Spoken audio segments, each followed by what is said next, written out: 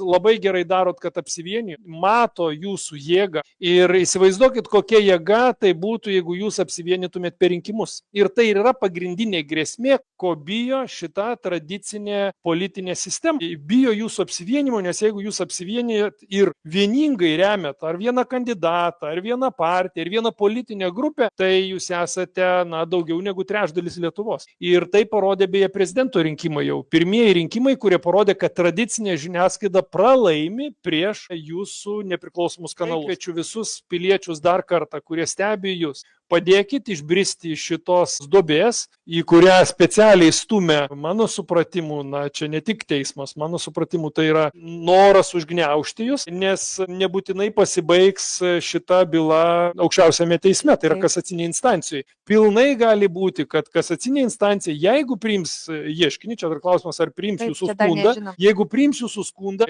gali būti, kad sakys, žinot, nes paprastai aukščiausia instancija kasacinė nesvarsto bylos faktų iš esmės iš naujo, ką jinai daro, jinai numeta žemyn į apeliacinę instanciją arba kartais net ir į pirmą instanciją.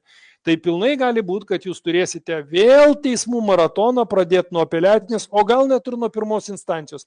Ir jeigu jūs pralaimėsite dėl politinio spaudimo teisėjams ar teismams, taip irgi galėtų būti, aš netmeščiau tokios prielaidos, jūs būsit priversti eiti į Europos žmogaus teisių teismą. Nes mano įsitikinimu, jūsų šita byla yra akivaizdžiai iškrinta iš nuoseklios teismų praktikos, yra nukreipta prieš žiniasklaidos priemonės, jūs esate žiniasklaidos priemonės ir maža to, tai galėtų net panašėti į slap ieškinius siekiu, tiesiog pateikti ieškinį tokį, kad jūs tiesiog negalėtumėt veikti. Ačiū labai, profesoriau. Ir tarp kitko, mes mėginom slap ieškinį pateikti, taip gal mes nepakankamai argumentavom ir taip toliau, mūsų jisai buvo apygardoj atmestas.